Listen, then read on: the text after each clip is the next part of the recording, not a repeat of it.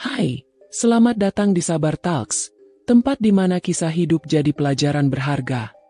Kalau kamu suka cerita yang menyentuh hati, klik subscribe sekarang juga ya. Jangan lupa like videonya, dan tulis di komentar kamu nonton dari mana. Siapa tahu, ada teman satu kota di sini. Dan sekarang, mari kita mulai kisah hari ini. Namaku Alia.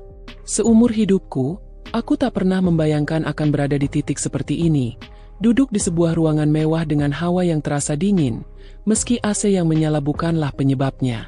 Tanganku bergetar memegang secari kertas berisi kontrak, sementara di hadapanku, seorang pria berjas rapi memandangiku dengan tatapan datar, seolah-olah hidupku hanyalah bagian kecil dari urusannya yang begitu banyak. Pria itu bernama Arka. Seminggu lalu, aku tak mengenalnya. Namun satu keputusan telah membawa kami di sini. Semuanya berawal dari ayahku. Ia jatuh sakit, dan biayanya bukanlah sesuatu yang bisa kutangani. Ibuku sudah tiada. Tabungan kami hanya cukup untuk beberapa hari. Semua kerabat menolak untuk membantu, dan aku bahkan harus menahan malu meminjam ke tetangga. Hingga akhirnya seorang kerabat jauh mengenalkanku pada Arka, pria muda yang katanya memiliki segalanya. Tapi aku tidak pernah menyangka, bantuan yang ia tawarkan justru berbentuk pernikahan. Aku butuh kamu untuk menjadi istriku, Alia. Tapi hanya selama 3 bulan, ucapnya dengan suara dingin saat pertama kali kami bertemu. Aku ingat bagaimana kata-kata itu membuatku hampir berdiri dari kursi. Istri? 3 bulan? Apa maksudnya? Namun ketika ia menjelaskan, aku mengerti. Ia membutuhkan seorang istri untuk urusan pribadi dan bisnisnya. Tidak lebih, tidak kurang. Aku akan tinggal bersamanya, menjalankan peran sebagai seorang istri di depan orang lain. Dan setelah 3 bulan, semuanya berakhir. Sebagai gantinya, ia akan memberikan sejumlah uang yang lebih dari cukup untuk membayar biaya rumah sakit ayahku dan menata kembali hidupku. Hari ini, kontrak itu resmi kutandatangani. Aku menatap cincin yang kini melingkar di jariku, terasa asing, seolah-olah benda kecil itu adalah rantai tak kasat mata yang mengikatku pada dunia yang tak pernah ku mengerti. Mulai hari ini kamu tinggal di rumahku. Ada aturan yang harus kamu ikuti, kata Arka sambil merapikan berkas-berkas di mejanya. Suaranya berat, tegas, dan membuatku merasa seperti karyawan baru yang menerima instruksi dari atasan. Bukan seorang istri yang sedang diajak bicara oleh suaminya. Aku hanya mengangguk. Apa yang bisa kukatakan? Rumah Arka terletak di kawasan elit, dikelilingi pagar tinggi dan penjagaan ketat. Saat mobilnya memasuki halaman rumah yang luas itu, aku merasa seolah-olah memasuki dunia lain. Rumah itu indah, besar, tapi terasa sunyi. Tidak ada suara anak-anak berlari, tidak ada tawa keluarga. Hanya keheningan yang membuatku merasa kecil di tengah ruangan megah yang dingin. Hari pertama, aku hanya berkeliling rumah, mencoba mengenal tempat yang akan menjadi rumahku selama 3 bulan ke depan. Ada banyak ruangan besar yang dibiarkan kosong. Kamar tamunya bahkan terasa seperti museum, dipenuhi perabotan mewah yang jarang dipakai. Arka tidak banyak bicara. Ia meninggalkanku setelah memastikan semua kebutuhanku tersedia di kamarku. Kamarku, bukan kamar kami. Itu sudah jelas. Hubungan ini hanyalah formalitas. Ia bahkan tak makan malam bersamaku, memilih mengurung diri di ruang kerjanya. Di malam itu, aku duduk di tepi ranjang, menatap keluar jendela yang mengarah ke taman belakang. Angin malam membawa aroma bunga yang tak kukenal, namun bukannya menenangkan. Aroma itu membuatku semakin merasa seperti orang asing di rumah ini. Apa sebenarnya yang kupikirkan saat menerima ini semua? Apakah uang benar-benar bisa menghapus rasa bersalahku? Hari-hari berikutnya berjalan aneh. Kami hidup di rumah yang sama, tapi jarang berinteraksi. Arka selalu pergi pagi-pagi sekali, pulang larut malam. Kadang aku mendengar suara mobilnya lewat tengah malam. Kadang aku terbangun dan menemukan lampu ruang kerjanya masih menyala, seolah ia sengaja menghindariku. Namun ada hal-hal kecil yang mulai menggangguku. Setiap kali aku berusaha mendekat, sekadar menanyakan apakah ia sudah makan atau bagaimana harinya, ia menjawab singkat atau hanya mengangguk tanpa menatapku. Namun, di sisi lain, ia memperhatikan hal-hal yang tak kukira. Pernah suatu hari aku terbatuk di ruang makan, dan keesokan harinya aku menemukan obat batuk di meja kamarku. Atau ketika aku berkata tanpa sengaja bahwa aku suka melati, seminggu kemudian vas bunga di ruang tamu dipenuhi bunga melati segar. Aku tidak tahu bagaimana harus menafsirkannya. Tapi ada satu hal yang benar-benar membuatku penasaran. Suatu malam, sekitar pukul 11, aku terbangun karena mendengar suara di halaman belakang. Dengan langkah perlahan, aku mengintip dari jendela kamarku. Di sana kulihat Arka, berdiri di bawah cahaya lampu taman, berbicara di telepon dengan suara bergetar. Aku hanya butuh 3 bulan. Setelah itu semua selesai. Katanya, kata-kata itu menusuk telingaku. Siapa yang ia ajak bicara? Apa maksudnya semua selesai? Apakah 3 bulan ini lebih dari sekadar kontrak untuknya? Malam itu aku sulit tidur. Pikiran-pikiran berputar di kepalaku, mencoba merangkai potongan teka-teki dari pria yang kini jadi suamiku. Mengapa ia melakukan semua ini? Apa yang sebenarnya ia sembunyikan di balik tatapannya yang dingin itu? Dan yang lebih mengganggu adalah satu pertanyaan yang terus menghantuiku. Apa yang akan terjadi padaku setelah 3 bulan ini berakhir? Pertanyaan itu terus menggaung di kepalaku bahkan ketika aku berdiri di depan cermin pagi ini, menatap bayangan diriku sendiri yang tampak semakin asing. Perempuan dengan rambut tergerai dan wajah pucat itu bukan lagi Alia yang ku kenal. Ia terlihat seperti tamu tak diundang di rumah megah yang tak pernah benar-benar menganggapnya ada. Sejak malam aku mendengar Arka berbicara di halaman belakang, pikiranku tak pernah tenang. Kalimatnya menggantung, membuatku bertanya-tanya apakah keberadaanku di sini hanyalah bagian dari rencana yang lebih besar. Hari itu, suasana rumah berbeda. Dari balik jendela kamarku, kulihat beberapa mobil mewah berhenti di halaman. Pria-pria berjas masuk dan keluar, membawakan berkas-berkas tebal. Mereka tampak terburu-buru, seperti sedang menyiapkan sesuatu yang penting. Aku tidak tahu apa yang sedang terjadi, tapi yang pasti, rumah ini menyimpan lebih banyak rahasia daripada yang ku tahu. Aku memutuskan turun ke lantai bawah. Di ruang tamu, kulihat Arka berdiri di tengah, berbicara dengan seseorang. Wajahnya serius, ekspresinya dingin seperti biasa. Saat melihatku muncul, ia hanya melirik sekilas sebelum kembali sibuk dengan percakapannya. Rasanya seperti ditusuk. Aku tinggal di rumah ini sebagai istrinya, tapi kehadiranku tak pernah benar-benar berarti. Siang itu aku berkeliling rumah, mencoba mencari jawaban. Ada satu tempat yang menarik perhatianku sejak pertama kali tiba. Sebuah ruangan di ujung koridor lantai 2. Pintu itu selalu terkunci. Tidak seperti kamar-kamar lain. Pintunya berwarna gelap dengan ukiran kayu rumit. Setiap kali aku melewatinya, ada perasaan aneh yang menyelimuti. Aku berhenti di depan pintu itu. Ku genggam kenopnya. Dingin dan tak bergerak. Terkunci. Seperti biasa. Siapapun yang berada di rumah ini tahu bahwa ruangan ini dilarang dimasuki. Sore harinya, aku kembali melihat Arka berdiri di halaman belakang. Kali ini ia tidak sedang menelepon, tapi hanya berdiri memandangi pohon flamboyan besar yang menjulang di sana. Tubuhnya kaku, kedua tangannya terkepal. Ada kesedihan yang begitu jelas tergambar di wajahnya, sesuatu yang selama ini ia sembunyikan di balik sikap dinginnya. Aku ingin menghampirinya, ingin bertanya apa yang membuatnya begitu gelisah. Tapi langkahku terhenti ketika ia tiba-tiba berbalik dan masuk ke dalam rumah. Malam itu aku memberanikan diri. Aku menunggu sampai semua penghuni rumah tidur, sampai suasana benar-benar sunyi. Dengan hati-hati aku melangkah ke lantai 2, mendekati pintu misterius itu. Aku membawa jepit rambut kecil di sakuku, satu-satunya alat yang kupikir bisa membantu membuka kunci. Tanganku bergetar ketika mencoba memutar jepit itu di dalam lubang kunci. Satu klik kecil terdengar. Hatiku berdebar kencang. Lalu pintu itu terbuka. Ruangan itu gelap. Dengan perlahan aku menyalakan lampu. Begitu lampu menyala, napasku tercekat. Dinding ruangan dipenuhi foto seorang perempuan. Senyumnya menghiasi setiap bingkai, setiap sudut. Ada gaun pengantin putih tergantung rapi di pojok ruangan, dilindungi plastik bening. Di meja, ada buku harian lusuh dan seikat bunga melati kering. Perempuan itu cantik, namun bukan itu yang membuat kakiku terasa lemas.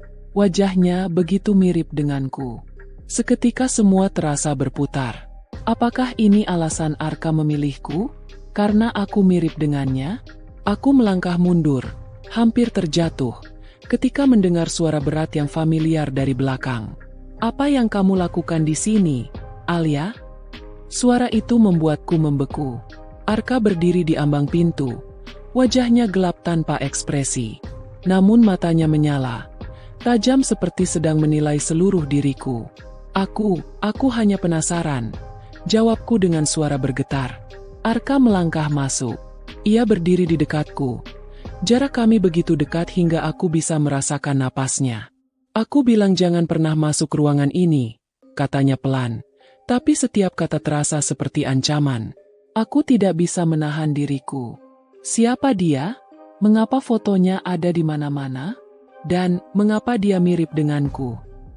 Arka menutup mata sejenak, menghela napas panjang. Untuk pertama kalinya, kulihat ia tampak rapuh. "Dia istriku," katanya akhirnya. "Dia meninggal setahun lalu." Kata-katanya seperti pisau yang menembus dadaku. Jadi benar, selama ini aku hanya pengganti. "Aku menikahimu bukan karena dirimu, Alia," lanjutnya dengan suara serak. "Aku hanya mencoba mengisi kekosongan yang dia tinggalkan." Aku terdiam. Rasanya seluruh tubuhku kaku.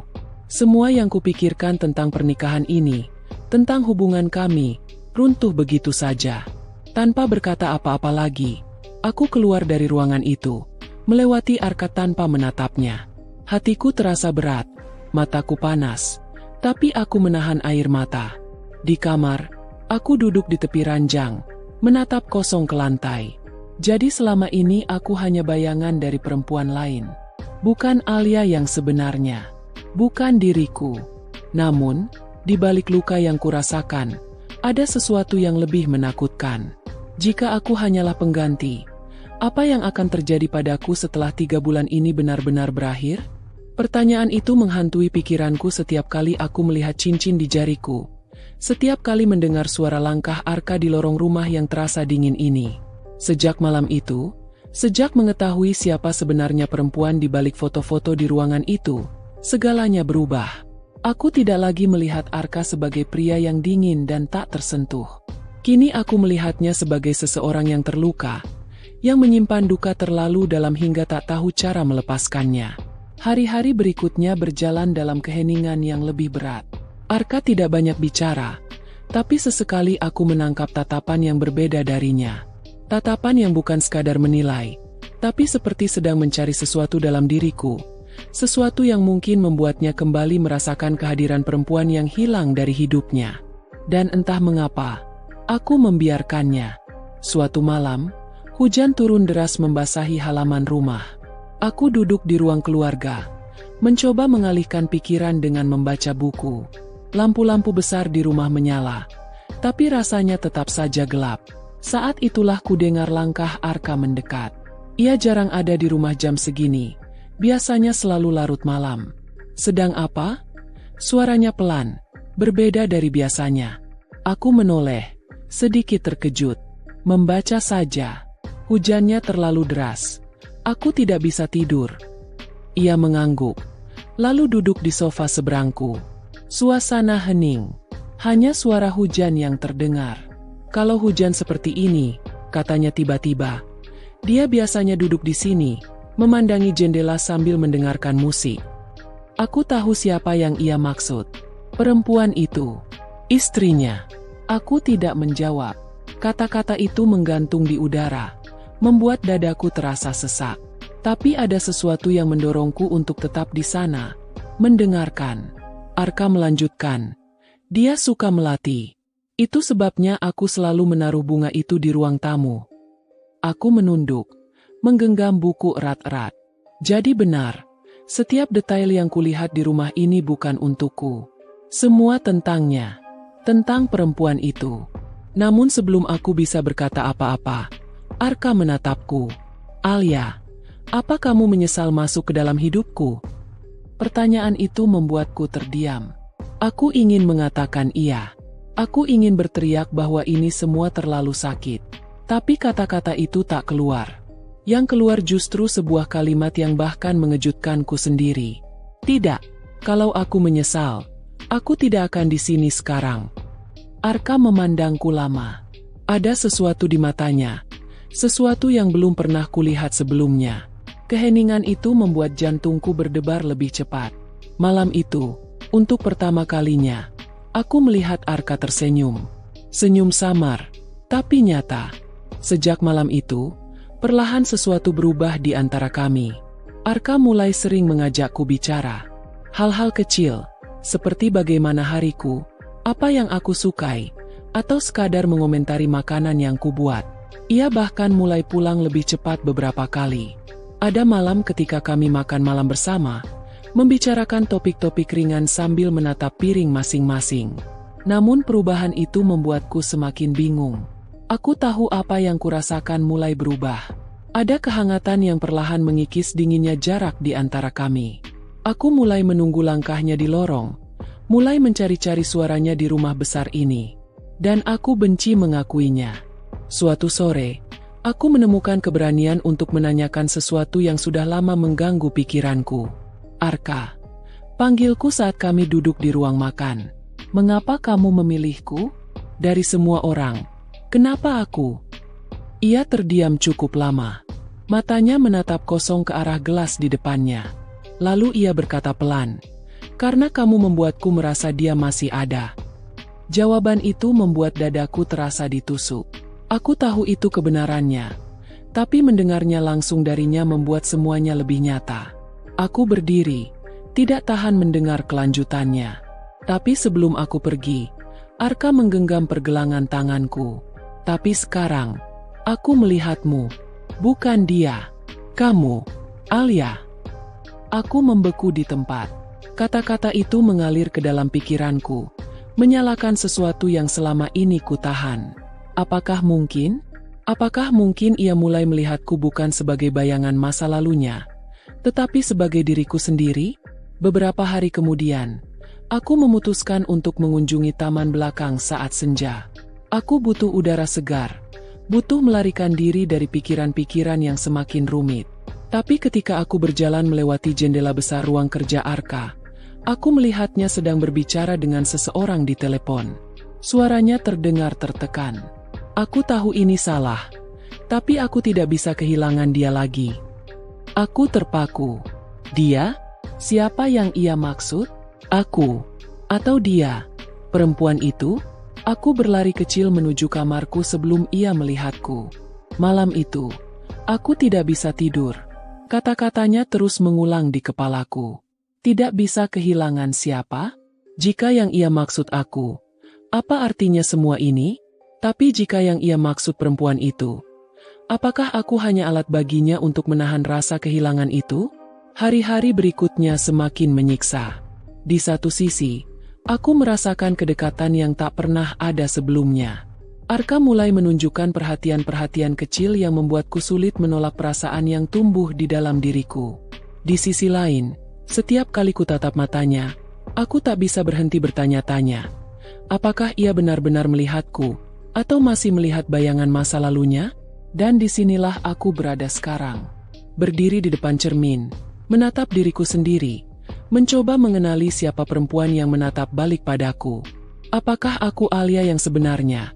Atau hanya bayangan dari seseorang yang tak akan pernah bisa kugantikan? Aku tidak tahu. Yang ku tahu, 3 bulan hampir habis. Dan waktu terasa semakin menipis. Seperti pasir yang terus mengalir keluar dari genggamanku. Hari ini, udara di rumah begitu berat, seolah-olah dinding-dindingnya menekan dadaku. Aku duduk di tepi ranjang, menatap koper kosong di sudut kamar. Koper itu seakan mengingatkanku akan kenyataan yang terus kutunda, bahwa sebentar lagi semuanya akan berakhir, bahwa tempatku di rumah ini hanyalah sementara. Suara ketukan pintu membuyarkan lamunanku. Alia. Suara Arka terdengar di balik pintu, pelan tapi cukup jelas. Aku berdiri, menenangkan diriku sebelum membuka pintu. Arka berdiri di sana, mengenakan kemeja putih dengan lengan digulung. Wajahnya tampak lelah, tapi matanya menatapku dengan intensitas yang membuatku sulit mengalihkan pandangan. "Kita perlu bicara," katanya. Kami turun ke ruang tamu. Ruangan itu sunyi, hanya terdengar suara jam dinding yang berdetak pelan. Arka duduk di sofa, sementara aku berdiri, menunggu ia memulai. "Aku tahu kamu punya banyak pertanyaan," ucapnya akhirnya. "Dan aku pikir, kamu berhak tahu semuanya." Aku menggenggam jemariku sendiri, mencoba menyiapkan diri untuk apapun yang akan ia katakan. Arka menghela napas panjang, lalu berkata, "Perempuan di foto itu, namanya Amara. Dia bukan hanya istriku. Dia, hidupku." Aku merasakan dadaku diremas saat mendengar namanya. Amara. Nama itu kini seperti belati yang menusuk telingaku. "Kami menikah muda," lanjutnya. Suaranya serak. "Kami membangun semuanya dari nol. Bisnis ini, rumah ini, semuanya bersamanya. Dia selalu ada untukku, bahkan ketika aku kehilangan segalanya." Ia menunduk, menatap lantai. "Setahun lalu, dia meninggal. Kecelakaan. Dan aku kehilangan arah. Semua yang kulakukan setelah itu, hanya untuk mencoba bertahan hidup. Bahkan pernikahan ini." Aku berdiri membeku. Pernikahan ini. Jadi ia benar-benar mengakuinya. Aku hanyalah bagian dari usahanya untuk mengisi kekosongan yang ditinggalkan Amara. "Kenapa harus aku?" tanyaku dengan suara yang lebih bergetar dari yang kuinginkan. Ia mengangkat wajahnya. "Karena kamu mirip dengannya. Dari caramu tersenyum, dari sorot matamu. Semua itu membuatku merasa dia belum benar-benar pergi." Aku ingin marah, ingin berteriak, tapi yang kurasakan justru kesedihan yang lebih dalam dari kemarahan. Jadi benar, aku hanya bayangan dari cinta sejatinya. "Arka," suaraku hampir tak terdengar. "Apa yang kamu rasakan padaku? Apakah benar-benar untukku? Atau hanya untuk menghidupkan kembali dia lewat diriku?" Arka berdiri, langkahnya mendekatiku, membuatku ingin mundur tapi kakiku tak mau bergerak. Ia berdiri tepat di depanku, menatapku dengan mata yang berisi luka sekaligus kerinduan. "Aku tidak tahu," katanya jujur. "Awalnya, iya, kamu hanyalah cara bagiku untuk mengingatnya. Tapi sekarang," ia berhenti, menelan napasnya. "Sekarang aku tidak bisa membedakan lagi. Aku melihatmu sebagai dirimu sendiri, Alia. Tapi aku juga tidak bisa menyangkal bahwa dia masih ada di sini, di antara kita." Air mataku akhirnya jatuh. Kata-katanya, meski jujur, justru menghancurkanku. Bagaimana mungkin aku bersaing dengan kenangan? Dengan cinta yang bahkan kematian pun tak bisa memisahkannya? Aku berbalik, berjalan menuju tangga. "Aku butuh waktu," ucapku tanpa menoleh. Malam itu, aku duduk di kamar, memeluk lututku di sudut ranjang. Di luar, hujan turun deras, menambah gelapnya malam. Aku merasa terperangkap di antara dua dunia. Dunia Arka yang masih dihantui bayangan Amara, dan duniaku sendiri yang semakin tak jelas arahnya. Sekitar tengah malam, suara pintu kamarku berderit pelan. Arka masuk, membawa sebuah kotak kecil. Ia duduk di kursi dekat ranjang, menatapku dengan ragu. "Aku ingin menunjukkan sesuatu," katanya sambil membuka kotak itu. Di dalamnya ada sebuah kalung dengan liontin berbentuk hati. "Ini milik Amara," lanjutnya. "Aku menyimpannya selama ini, dan aku ingin memberikannya padamu." Aku menatap kalung itu. Hatiku terasa campur aduk. Kenapa memberikannya padaku? Supaya aku bisa sepenuhnya menjadi dia di matamu? Tanyaku tajam. Arka menggeleng. "Tidak, karena aku ingin mengingatnya, tapi juga melepaskannya. Memberikan ini padamu adalah caraku mengatakan bahwa aku ingin melihatmu sebagai Alia, bukan Amara." Aku menatap matanya, mencoba mencari kebohongan di sana. Tapi yang kulihat hanya kejujuran yang membuatku semakin bingung. Perlahan, aku menerima kalung itu. "Arka, Aku tidak bisa menggantikan dia. Aku tahu, katanya lirih. Dan aku tidak memintamu menggantikannya. Suasana hening. Hanya suara hujan yang menjadi latar percakapan kami. Malam itu, aku mengenakan kalung itu. Rasanya berat, bukan karena logamnya, tapi karena beban cerita yang menyertainya. Beban cinta yang belum selesai. Dan di dalam hatiku, aku mulai menyadari sesuatu yang menakutkan. Aku jatuh cinta pada pria yang belum sepenuhnya melepaskan masa lalunya. Aku tahu aku seharusnya pergi, seharusnya menjaga jarak. Tapi aku tidak bisa. Karena di balik semua luka dan bayangannya, ada Arka. Dan Arka adalah sesuatu yang kini tak bisa kuabaikan. Namun, 3 bulan hampir habis. Dan aku tahu, waktu kami tidak berpihak padaku. Hari terakhir tiba lebih cepat daripada yang kubayangkan. Pagi itu, sinar matahari yang masuk melalui jendela terasa seperti pengingat kejam bahwa hari ini adalah akhir dari semua kebersamaan kami. Aku berdiri di depan koper yang sudah terisi rapi. Setiap lipatan pakaian di dalamnya seperti simbol keputusasaan. Aku mengenakan kalung pemberian Arka. Liontin berbentuk hati itu terasa begitu berat di leherku. Berat karena maknanya. Berat karena rasa yang sudah terlanjur tumbuh di hatiku. Saat aku melangkah keluar kamar, suasana rumah begitu sunyi. Seolah-olah seluruh penghuni rumah ini mengerti bahwa sesuatu akan berakhir hari ini. Aku menuruni tangga perlahan, berharap setiap langkah bisa memperlambat waktu. Arka ada di ruang tamu. Ia berdiri di depan jendela besar, memandangi taman belakang. Dari sorot tubuhnya, aku tahu ia sudah menungguku sejak lama. "Sudah siap?" tanyanya tanpa menoleh. Aku tidak langsung menjawab. "Jika kamu menanyakan soal kopernya, iya. Tapi, kalau kamu menanyakan soal hatiku, aku rasa aku tidak akan pernah siap." Ia berbalik. Mata itu, mata yang selalu dingin, kini penuh dengan sesuatu yang sulit kudeskripsikan. Luka, ketakutan, penyesalan, mungkin semuanya. "Alia," suaranya parau, seakan ia sudah memikirkan kata-kata ini sepanjang malam. "Sebelum kamu pergi, aku ingin kamu tahu sesuatu." Aku menghela napas panjang. "Apa?" Arka berjalan mendekat. Setiap langkahnya membuat jantungku berdegup semakin keras. Aku tahu ini semua salah. Pernikahan ini salah. Caraku menahanmu salah. Tapi, kamu mengubahku. Aku menatapnya, mencoba memahami arti dari kata-katanya. 3 bulan ini, lanjutnya, kamu membuatku merasa hidup lagi. Kamu mengajariku untuk bangun dari duka, untuk melihat dunia di luar bayangan Amara. Kamu menyembuhkan aku, Alia. Hatiku terasa hangat sekaligus perih mendengarnya. Ingin rasanya percaya, ingin rasanya tinggal, tapi realita menghadang. "Kalau begitu, kenapa membiarkanku pergi?" tanyaku dengan suara bergetar. Ia terdiam. Lalu dengan mata berkaca-kaca ia berkata, "Karena aku mencintaimu. Dan aku tidak ingin mencintaimu dengan cara yang salah." Kata-katanya menghantamku seperti badai. Air mataku jatuh, deras, tanpa bisa kutahan. "Arka, kamu sadar tidak? Kamu sudah menghancurkan semua pertahanan yang kubangun. Dan sekarang kamu ingin aku pergi." Ia mendekat, menggenggam tanganku.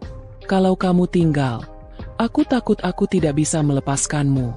Tapi jika kamu pergi, mungkin kamu akan menemukan dirimu sendiri. Bukan hanya bayangan masa laluku." Aku menatapnya lama. Perasaan yang bercampur aduk membuatku sulit bernapas. Ia benar. Aku datang ke rumah ini sebagai seorang yang terdesak, lalu menjadi bagian dari luka yang belum sembuh. Dan di tengah semua itu, aku jatuh cinta. Aku menarik tanganku perlahan dari genggamannya. "Kalau aku pergi, apakah kamu akan mencariku?"